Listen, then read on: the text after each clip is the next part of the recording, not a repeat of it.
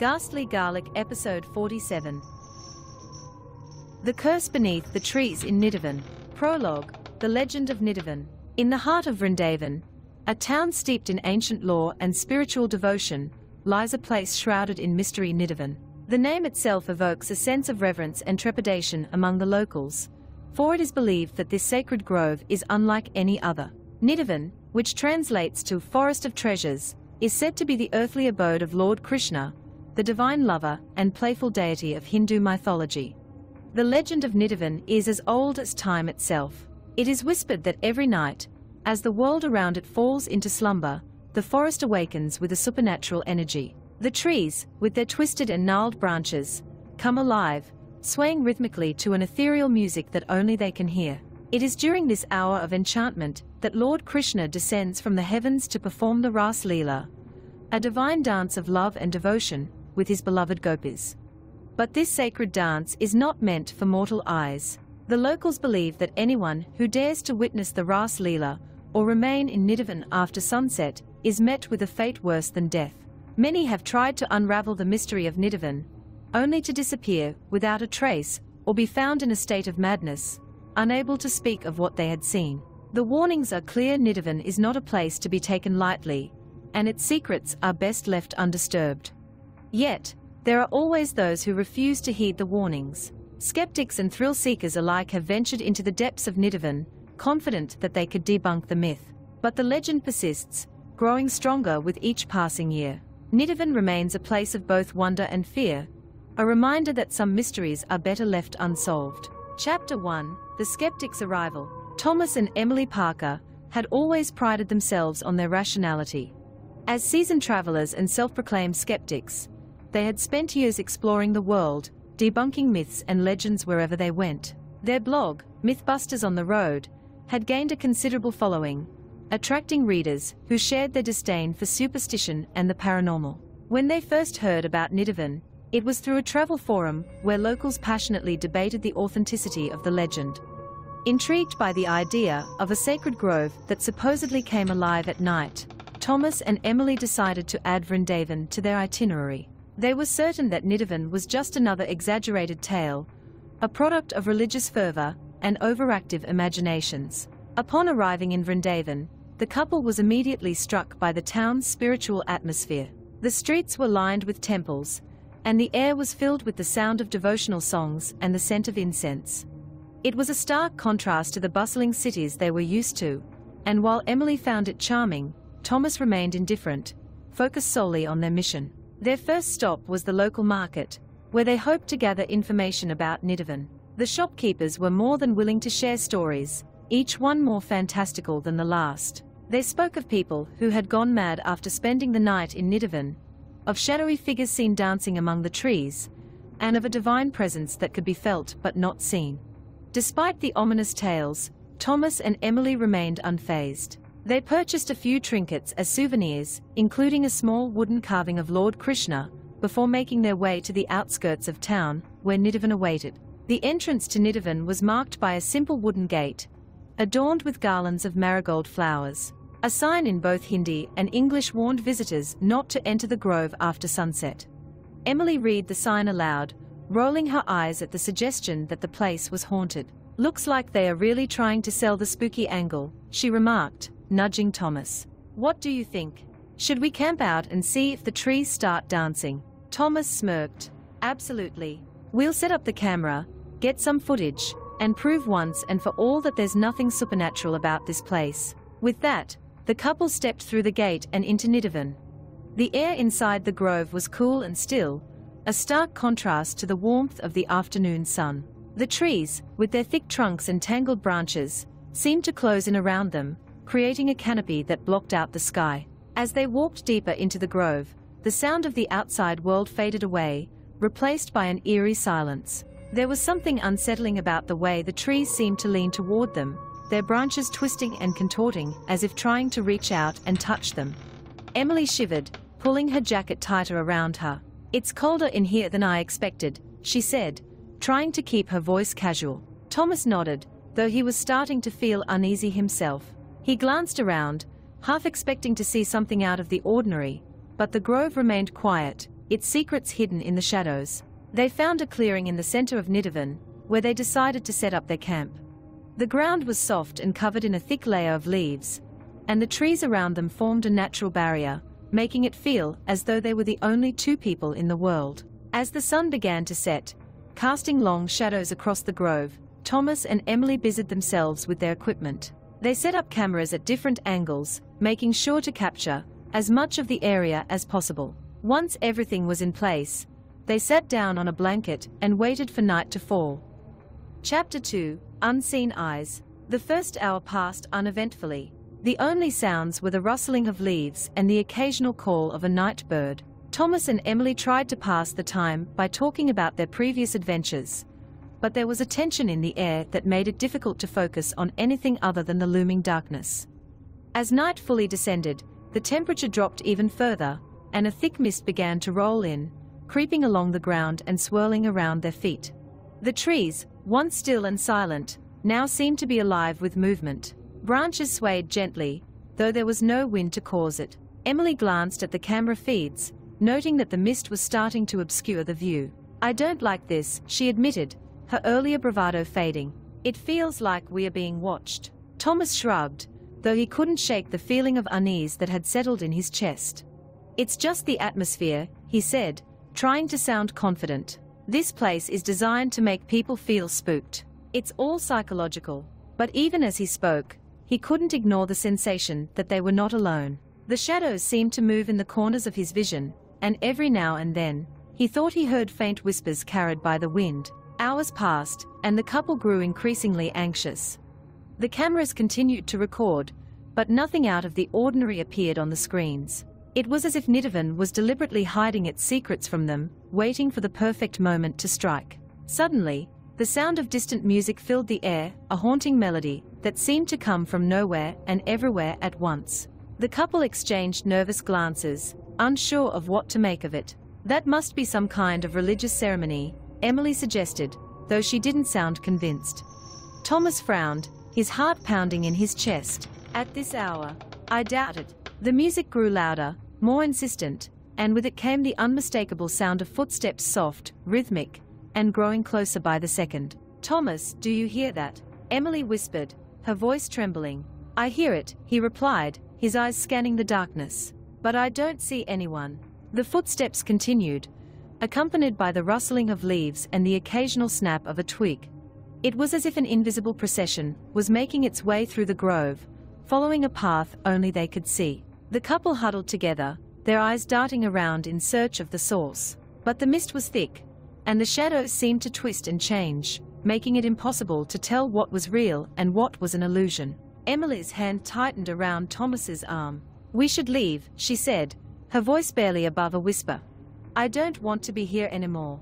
Thomas nodded, too frightened to argue. But as they began to gather their things, the music suddenly stopped, leaving an eerie silence in its wake. The footsteps, however, continued, now faster and more frantic. Without warning, the mist parted, revealing a figure standing just a few feet away. It was a woman, her face obscured by a veil, her body draped in a flowing white saree. She stood perfectly still, her eyes hidden behind the fabric, but Thomas and Emily could feel her gaze boring into them. "Who are you?" Thomas demanded, his voice shaking. The woman said nothing, her presence as silent and ghostly as the mist around her. Then, slowly, she lifted her hand, pointing toward the center of the clearing. Emily followed her gaze and gasped. The trees, which had been swaying gently before, were now moving in unison, their branches twisting and intertwining as if performing a dance of their own. "This can't be real," Emily whispered, her voice trembling. "Thomas, we need to go. Now?" But Thomas couldn't tear his eyes away from the scene unfolding before him.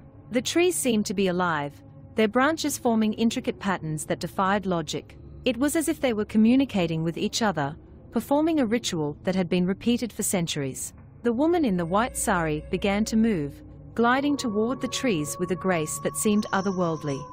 The couple watched in stunned silence as she joined the dance, her movements perfectly synchronized with the swaying branches.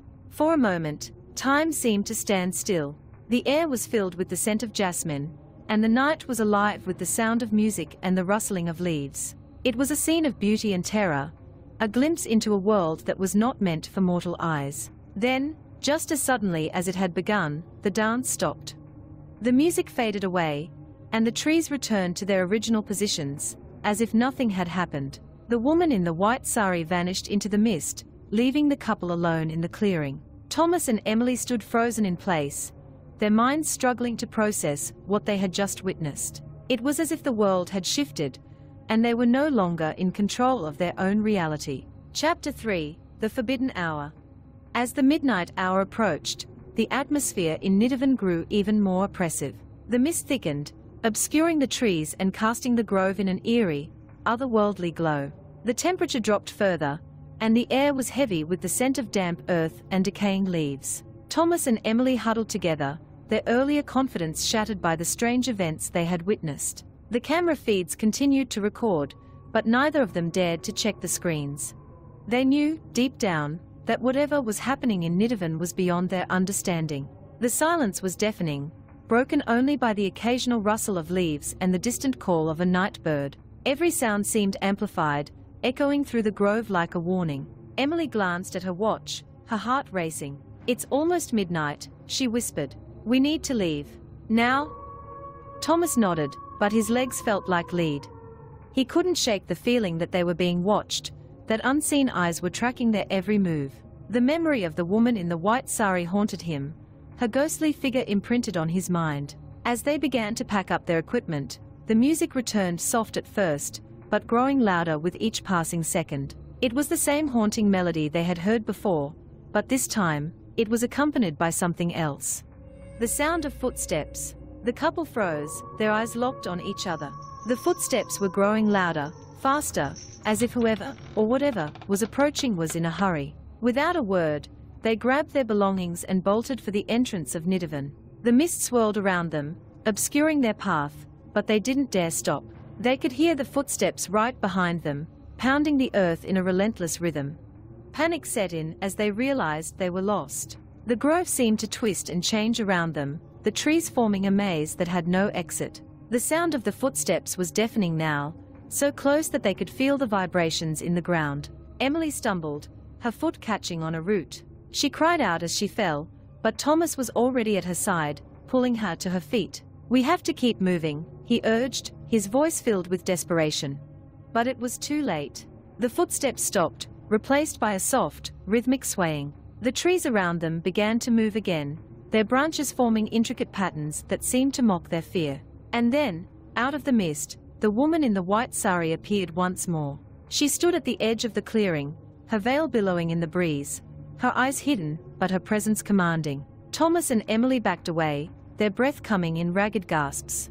The woman took a step forward, her movements slow and deliberate, as if savoring the moment. "Please," Emily whispered, tears streaming down her face. "We didn't mean any harm. We just wanted to see if the stories were true." The woman said nothing, her silence more terrifying than any words could have been. She raised her hand again, pointing toward the center of the clearing. The couple followed her gaze, and their blood ran cold. In the middle of the clearing, the ground began to shift, the earth churning as if something beneath the surface was trying to break free. The trees swayed violently, their branches clawing at the sky, and the air was filled with a deafening roar. Suddenly, the ground split open, revealing a dark, gaping hole. The couple stared in horror, as something began to rise from the depths, a figure, draped in shadow, its form indistinct, but radiating a malevolent energy. The figure hovered above the ground, its presence suffocating.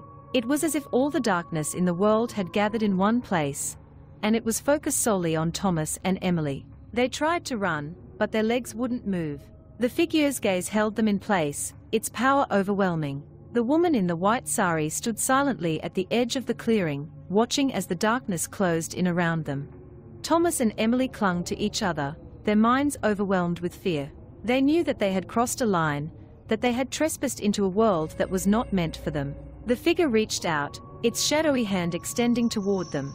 The couple felt a cold, paralyzing grip around their hearts, as if the darkness was seeping into their very souls. With a final, desperate cry, they were pulled into the abyss, their bodies vanishing into the void. The ground closed over them, and the grove fell silent once more. The woman in the white sari turned away, her task complete. She glided through the mist, her form dissolving into the shadows, leaving no trace of what had occurred. Nidhivan was quiet again, the night undisturbed. The trees returned to their original positions, the mist receded, and the air was filled with the soft chirping of crickets. But the legend had claimed 2 more souls. Chapter 4: The Dance of the Damned. As the sun rose over Vrindavan, the locals went about their daily routines, blissfully unaware of the events that had transpired in Nidhivan the night before. The temple bells rang out, calling the faithful to prayer, and the streets bustled with activity. But Nidhivan remained untouched, its secrets hidden beneath the surface. The grove stood silent and serene, as if nothing had happened. The trees swayed gently in the morning breeze, their branches casting long shadows across the ground. No one noticed the absence of Thomas and Emily Parker. They were just 2 more tourists who had come to Vrindavan, only to vanish without a trace. The police would eventually be called, a search would be conducted, but no evidence of their whereabouts would ever be found. The locals, however, would not be surprised. They had seen it before: outsiders who came to Nidhivan, ignoring the warnings, only to disappear into the night. It was a story as old as the grove itself, a testament to the power of the legend. But there was something different about this time. The trees seemed to move with a renewed vigor, their branches reaching out as if in celebration. The air was charged with a strange energy, a sense of anticipation that had not been felt in years. The legend of Nidhivan had been fed, and the grove was alive with the spirits of those who had been claimed by its curse. The Ras Leela, the divine dance of Lord Krishna and his gopis, had taken on a new, darker form. It was no longer just a dance of love and devotion, it was a dance of the damned, a ritual that bound the souls of the lost to Nidhivan for all eternity. The trees, with their twisted branches and gnarled roots, were no longer just trees. They were sentinels, guardians of the grove, their very essence intertwined with the spirits that dwelled within. The night was their domain, a time when the veil between the living and the dead was at its thinnest, and the dance could begin. As night fell once more, the grove came alive. The music returned, soft and haunting, carried on the wind. The trees began to sway, their branches moving in perfect harmony, as if guided by an unseen hand. And in the center of the clearing, the shadows gathered, forming the figure that had claimed Thomas and Emily. It stood silently, watching as the trees performed their dance, its presence a reminder of the power that lay hidden within Nidhivan. The woman in the white saree appeared again, her ghostly figure gliding through the mist. She joined the dance, her movements graceful and fluid, her veil billowing in the breeze. She was a part of Nidhivan now, her soul bound to the grove, just like the others who had come before her. The dance continued throughout the night, a ritual that had no beginning and no end. The spirits of the damned moved in perfect harmony, their forms indistinct, but their presence undeniable. They were a part of Nidhivan, and Nidhivan was a part of them. As the first light of dawn began to break, the music faded away, and the grove fell silent once more. The trees returned to their original positions, their branches still and unmoving. The shadows receded, and the figure vanished into the mist. The woman in the white saree stood alone in the clearing, her eyes hidden behind her veil. She looked out over the grove, her expression unreadable. Then, without a sound, she turned and disappeared into the shadows, leaving Nidhivan to its secrets. The sun rose over Vrindavan, and the day began anew. But the grove remained untouched, its mysteries hidden beneath the surface. The legend of Nidhivan lived on, a story passed down through generations, a warning to those who would dare to enter its sacred grounds. For in Nidhivan, the dance of the damned would continue, and the spirits of the lost would forever be bound to the grove, their souls claimed by the curse that haunted the night. And so, the legend of Nidhivan grew, its power undiminished by time. The grove stood as a testament to the mysteries of the universe, a place where the boundaries between the living and the dead were blurred, and the dance of the damned would continue for all eternity. Chapter 5: The Curse Revealed. Weeks passed, and the disappearance of Thomas and Emily Parker became just another unsolved mystery in the annals of Vrindavan's history. The authorities conducted a thorough investigation, questioning locals, analyzing footage, and even bringing in spiritual experts to understand what might have happened. But no clues were found. The CCTV footage from the cameras they had set up showed nothing but dense fog and the occasional sway of trees. There was no sign of the couple, no evidence of any foul play, just the silent, unmoving grove of Nidhivan. News of their disappearance spread, attracting the attention of paranormal enthusiasts, spiritual seekers, and skeptics alike. The legend of Nidhivan gained renewed interest, with stories of the cursed grove circulating online and in hushed whispers among the locals. Some claimed that Thomas and Emily had been taken by the spirits of the grove, their souls now bound to Nidhivan. Others believed that they had simply lost their way in the mist and met with a tragic accident. But those who knew the true power of Nidhivan remained silent, knowing that the grove's secrets were not meant for the world to know. Among those who heard of the couple's disappearance was a scholar of ancient Indian mythology, Professor Arvind Deshmukh. He had spent years studying the legends and folklore of Vrindavan, and the story of Nidhivan had always intrigued him. When he heard about the Parkers, he decided to investigate the case himself. Arvind arrived in Vrindavan with a sense of purpose, determined to uncover the truth behind the legend. He visited the site of Nidhivan, walking through the grove in broad daylight, examining the trees, the soil, and the surrounding area. But there was nothing unusual to be found, no signs of the supernatural, no evidence of any curse. Undeterred, Arvind delved into the historical records, searching for any clues that might explain the strange events. He pored over ancient texts, consulted with local priests, and even interviewed those who claimed to have witnessed the Ras Leela in their dreams. It was during one of these interviews that Arvind encountered an elderly woman who lived near Nidhivan. She was known in the village as a wise woman, someone who possessed knowledge of the old ways and the secrets of the grove. The woman, whose name was Shanti, welcomed Arvind into her modest home, offering him tea and a seat by the fire. As they talked, she revealed that she had been a caretaker of Nidhivan for many years, tending to the grove and keeping its secrets safe. Nidhivan is not just a place, Shanti explained, her voice tinged with reverence. It is a living entity, a sacred ground where the spirits of the past still dwell. The Ras Leela that you hear about, it is not just a dance. It is a ritual, a ceremony that has been performed for centuries, long before anyone can remember. Arvind listened intently as Shanti recounted the legend of Lord Krishna and the gopis, how the divine dance had transformed Nidhivan into a place of spiritual power.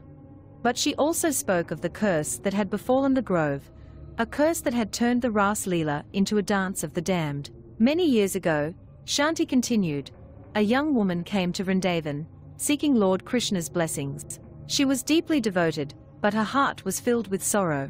She had lost her family, her home, and everything she held dear. In her grief, she prayed for Krishna to take her into his divine dance, to release her from her suffering.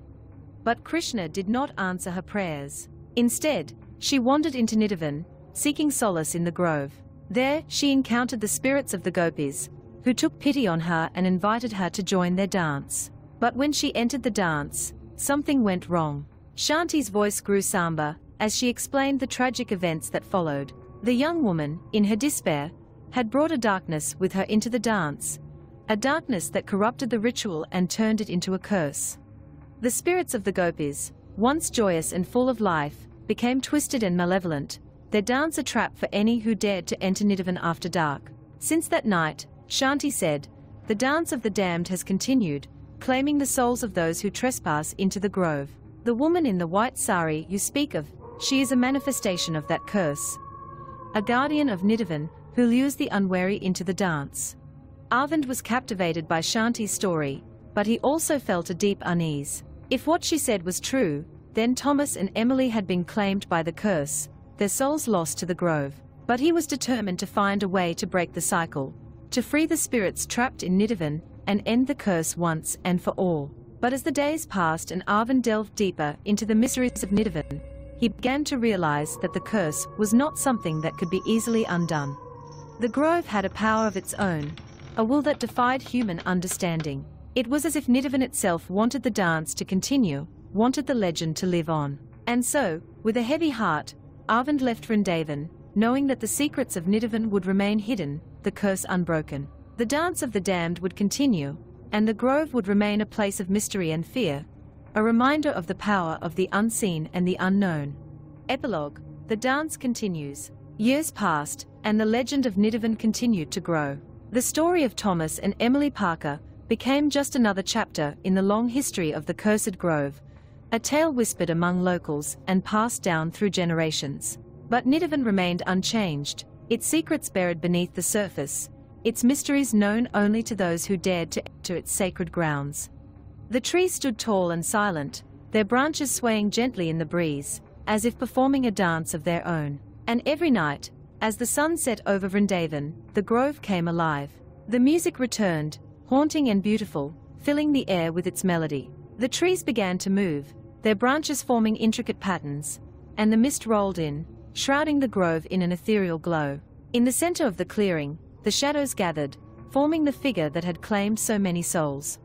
The woman in the white saree appeared once more, her veil billowing in the breeze, her eyes hidden, but her presence commanding. The dance of the damned continued, a ritual that had no beginning and no end. The spirits of the lost moved in perfect harmony, their forms indistinct, but their presence undeniable. They were a part of Nidhivan, and Nidhivan was a part of them. The legend lived on, a testament to the power of the unseen and the unknown, a reminder that some mysteries are not meant to be solved. The dance would continue, and the curse would remain, as long as Nidhivan stood. For in Nidhivan, the dance of the damned would never end. The spirits of the lost would forever be bound to the grove, their souls claimed by the curse that haunted the night. And those who dared to enter Nidhivan would do so at their own peril, for the dance of the damned waited for them, ready to claim new souls and add them to the legend of the cursed grove. The end.